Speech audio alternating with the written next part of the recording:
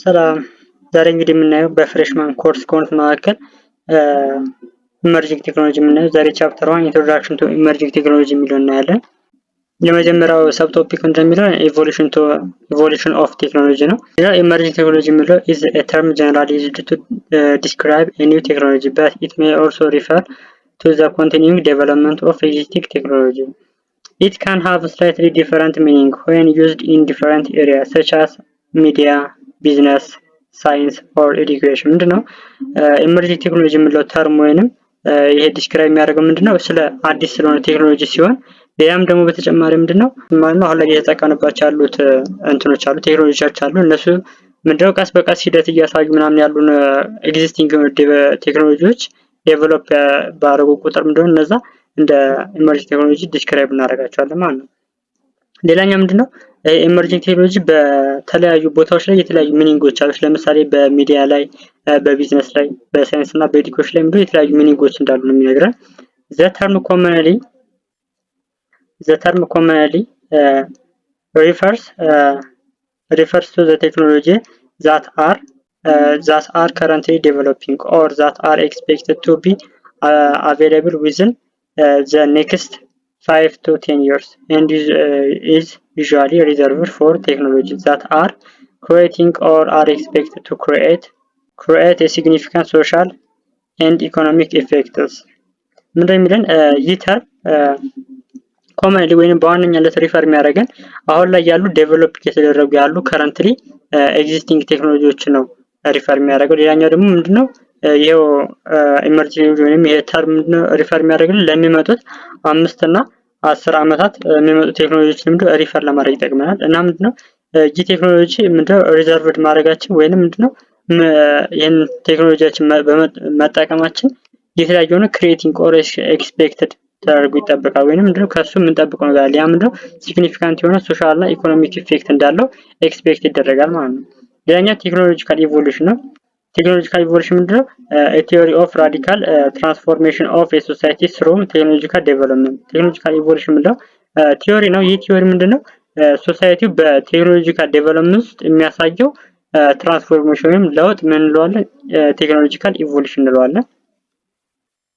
ሌላኛው እዚህ ጋር የሚጠይቀን ጥያቄ ምንድነው what is the word of technology and evolution ወይንም ሩቱ ምንድነው የቴክኖሎጂ እና የኢቮሉሽን ወርዳቸው ሩቱ ምንድነው የሚለው ቴክኖሎጂ የሚለው በ1910s discourse or treatise on art or the arts from Greek technologia systematic treatment of an art craft or technique or originally referring a grammar form of techno plus logy ምንድነው ይህ ቴክኖሎጂ ምንድነው በ1910ዎች ውስጥ ምንድነው ቴክኖሎጂ የሚለው ቃል ምንድነው አርት ወይንም በአርት ውስጥ ወይንም አርት ላይ ምንድነው ዲስኮርስ የሚያደርግ ወይንም ትሪታይዝ የሚያደርግ ያ ማለት ምንድነው ስለ አርት ዲፋይን የሚያደርግ የሚተነትን ኤክስፕሌን የሚያደርግ ነገር ቴክኖሎጂ እንለዋለን ማለት ነው አርትን ብቻ እና የመጣውም ከግሪክ ቴክኖሎጂ ከሚለው ሲሆን ይሄም ወርድ ምንድነው ሪፈር የሚያደርገን ሲስተማቲክ ትሪትመንት ኦፍ አን አርት ክራፍት ኦር ቴክኒክ ሲስተማቲክ የሆነ ወይንም በተለየ ሁኔታ ወይንም ሲስተማቲክ በሆነ መንገድ አርትን ክራፍት እና ቴክኒክ ምንድነው ትሪት ሲያደርግ ወይንም ስለነሱ ዲፋይን ሊያደርግ ይችላል ትሪት ሊያደርግ ይችላል ያ ቃል ቴክኖሎጂ እንለዋለን። እና የመጣውም እንዳልኳችሁ ከግሪክ ሲሆን ቴክኖ እና ሎጂክ የሚሉት ሁለት ቃላቶች ኮምባይን ተደርጎ የመጣ ነው። the meaning is the science of mechanical and industrial arts is first recorded in 1859 ምንድነው እንዳልኳችሁ የሚኒንጉ ቴክኖ ፕላስ ሎጂ ነው የሚለው ምንድነው ሚኒንጉ ሳይንስ ኦፍ መካኒካል እና ኢንዱስትሪያል አርትስ ነው እና ሪኮርድ የተደረገው በ1859 ነው። ሌላኛው ኢቮሉሽን ነው። ኢቮሉሽን ምንድነው means a process of gradual process of developing by gradual changes this noun from Latin evolutio unrolling or opening combined from the perfect e out plus volver to roll ምሮዝኛው ጋር የሚለው ኢቮሉሽን ምን ለምንድነው የፕሮሰስ ነው አለ። ይህ ፕሮሰስ ምንድነው ቀስ በቀስ የሚደረጉ ለውጦችን የሚያካትት ነው ማለት ነው። ወይንም የሂደት ምንለው ግራጁዋል የሆኑ ቼንጆች በግራጁዋል ቼንጅ የተለያዩ ዴቨሎፒንጎች ሲኖሩ ወይንም ምንድነው ቀስ በቀስ መሄድ ቼንጅ አለ ያ ቼንጅ ምንድነው እድገቱን እያሳየ ሲሄድ ይሄኛው ምንድነው ኢቮሉሽን ነው አለ። የመጣም ከላቲን ሲሆን ኢቮሉሽን ሲሆን ኢቮሉሽን ማለት ምንድነው አንሮሊንግ ኦር ኦፕኒንግ የሚለው ትርጉም የሚሰጠን እና ከሁለት ቃሎች የመጣ ሲሆን ፐርፌክት ኢ እና ከቮልቨር ነው። ኢ የምንለው አውትን ሲሆን ስታንድ የሚያደርገው፣ ቮልቨር ደግሞ የምንለው ትሮል ነው ማለት ነው። ስለዚህ ሁለቱ ኮምባይን ሲሆኑ አንድ ሮል ኦር ኦፕኒንግ የሚለው ይሰጠናል ማለት ነው።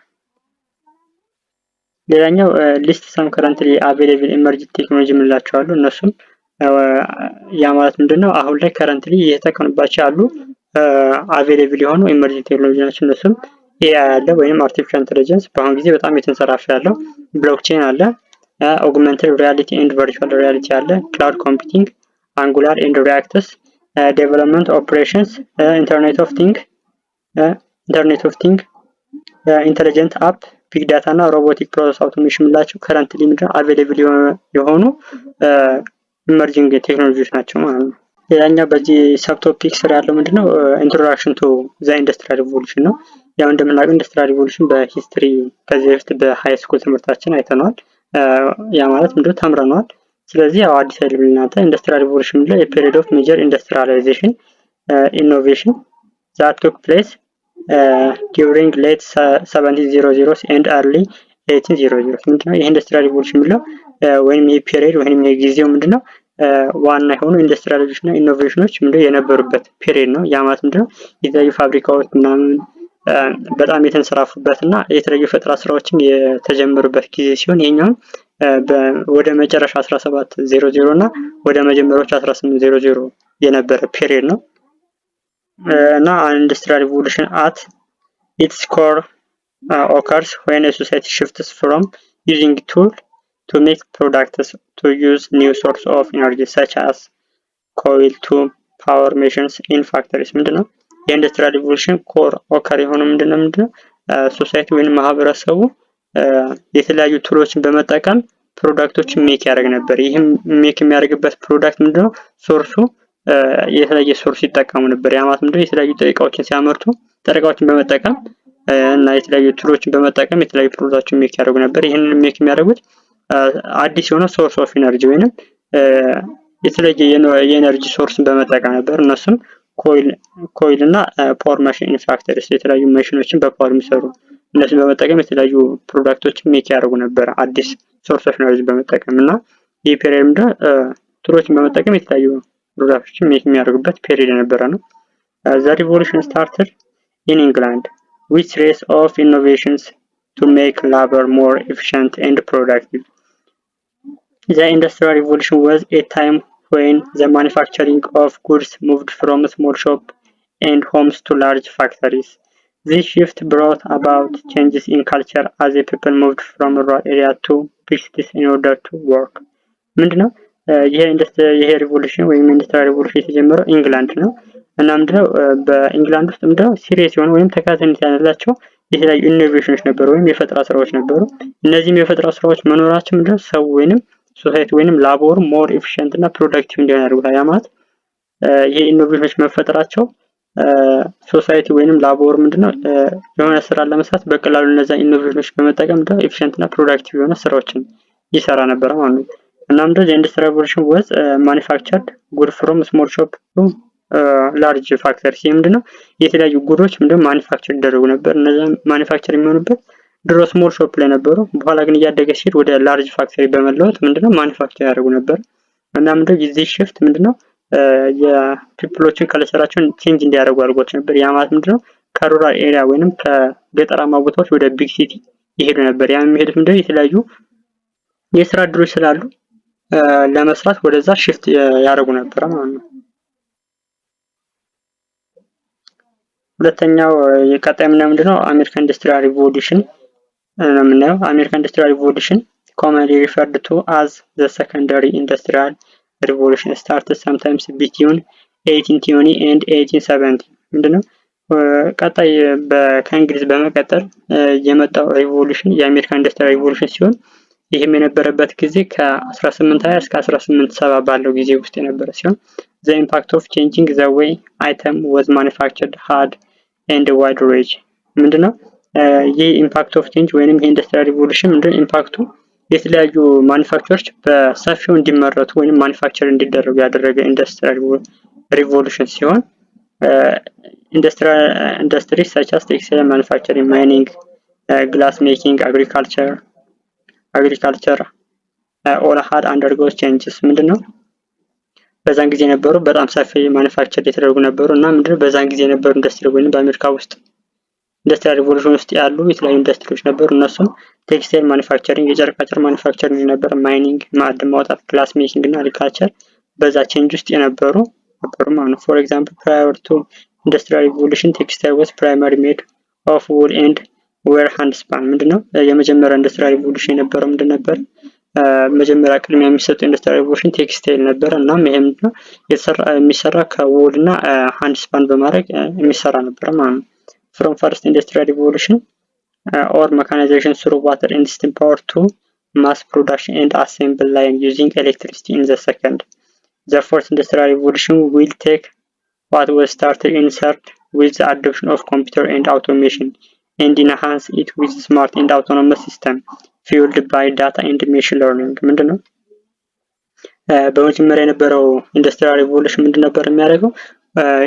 ዋተርን በመጠቀም ወይንም ስቲም ፓወርን በመጠቀም የተለያዩ ነገሮችን ፕሮዳክት ያደርግ ነበር ወይንም የተለያዩ ነገሮችን ያመርት ነበር። ምን በመጠቀም? ዋተርን ወይንም ስቲም ፓወርን በመጠቀም ማለት ነው። የመጀመሪያው ኢንዱስትሪያል ሪቮሉሽን። ሁለተኛው ደግሞ ኢንዱስትሪያል ሪቮሉሽን ምንድነው? አሴምብል ላይን ዩዚንግ ኤሌክትሪሲቲ። ምንድነው ኤሌክትሪሲቲን በመጠቀም የተለያዩ ነገሮችን አሴምብል ያደርጉ ነበር ወይንም ምንድነው ያገናኙ ወይንም ይገጣጠሙ ነበር ነው። ከዛም በኋላ ፎርዝ ነው። ፎርዝ የመጣ ምንድነው? ሰርድ ላይ የነበረው አዶፕሽን ኦፍ ኮምፒውተር ኤንድ አውቶሜሽን በጣም ሲጨምር ወይንም አዳፕት ሲደረግ ከዛ በመነሳት አራተኛ ኢንዱስትሪያል ሪቮሉሽን መጥቷል። አራተኛ ኢንዱስትሪያል ሪቮሉሽን ኢንሃንስ ያደረገው ወይንም በዛ ጊዜ የነበረው ምንድነው? ስማርት እና አውቶኖመስ ሲስተም በጣም የተንሰራፋ ስማርት እና አውቶኖመስ ሲስተማት ራሱን በራሱ የሚሰራ ወይንም ዳታ እና ሜሽን ለርኒንግ በመጠቀም ራሱን በራሱ አውቶኖመስ እንዲሰራ የሚያደርግ ነው ማለት ነው። ስለዚህ ፈርስት የነበረው ምንድነው? ዋተርን በመጠቀም ስቲም ፓወርን በመጠቀም ማስ ፕሮዳክሽን ነበር። ሁለተኛው ላይ ኤሌክትሪሲቲን በመጠቀም ላይኖችን አሴምብል ማድረግ ተጀመረ። ሶስተኛው አዶፕሽን ኦፍ ኮምፒውተር ኤንድ አውቶሜሽኖችን መጠቀም ጀመሩ። ከዛ በመነሳት የተለያዩ ስማርት እና አውቶኖመስ ሲስተሞችን ቢልድ ማድረግ ጀመሩ። ያን ቢልድ ያደረጉ አውቶኖመሱ ቢልድ ወይንም በስነ ስርዓት እንዲሰራ ምንድነው የተለያዩ ዳታ እና መሽን ለርኒንጎችን ፊድ ያደረጉት ነበር። ያ ማለት ምንድነው የተለያዩ ዳታ እና የተለያዩ እውቀቶች ወይንም ዳታዎችን ምንድነው እዛ ላይ ፊድ በማድረግ ወይንም በመጨመር ራሱን በራሱ እንደው አውቶኖመስሊ እንዲያካሄድ። ለምሳሌ መኪናውና አሁን የመጡ መኪኖች ምንድነው ራሳቸውን በራሳቸው መንዳት የሚችሉ። ያ ማለት ምንድነው ፊልድ ተደርጓል። ፊድ የተደረጉት በምንድነው ወይንም ፊልድ የተደረጉት በዳታ እና ማሽን ለርኒንግ የተለያዩ ዳታዎችን እዛ ላይ ፊድ በማድረግ ራሱ በቀላሉ እንዲሰራ ማድረግ የተቻለበት ነው ማለት ነው። ስለዚህ ምንድነው አውቶኖመስ እና ስማርት ሲስተም የተጀመረ በአራተኛው ኢንዱስትሪያል ሪቮሉሽን ነበር። ሌላኛው ምንድነው ጀነራሊ ዘ ፎሎዊንግ ኢንዱስትሪያል ሪቮሉሽን ፋንዳሜንታል ቼንጅ ኤንድ ትራንስፈር ዘ ወርልድ አራውንድ አስ ኢንቱ ሞደርን ሶሳይቲ። ምንድነው በጠቅላላ ስናየው የኢንዱስትሪያል ሪቮሉሽን የተለያዩ ሆነ ቼንጆችን አምጥቷል ወይንም የተለያዩ ሆነ ለውጦችን አምጥቷል። ያ ማለት ምንድነው ዓለማችንን ወደ ሞደርን ሶሳይቲ እንድትቀየር ያደረገ ሲሆን ከነዚህም ውስጥ ፈጠራዎች ውስጥ አራት አሉ በዋናነት። የመጀመሪያው ስቲም ኢንጂን አለ። ሁለተኛ ኤጅ ኦፍ ሳይንስ ኤንድ ማስ ፕሮዳክሽን መጨመር አለ። ሶስተኛው ደግሞ ራይዚንግ ኦፍ ዲጂታል ቴክኖሎጂ ራይዝ ማድረግ አለ። መጨረሻ ላይ እንዳየነው ምንድነው ስማርት እና አውቶኖመስ ሲስተም ፊውልድ ባይ ዳታ ኤንድ ሜሽን ለርኒንጎችን በመጠቀም ምንድነው የተለያዩ ስማርት እና አውቶኖመስ ሲስተሞችን ቢልድ ማድረግ የጀመሩበት ጊዜ ነው ማለት ነው። በቀጣይ ክፍል the most important innovation of industrial revolution ምንድነው እናያለን። አመሰግናለሁ።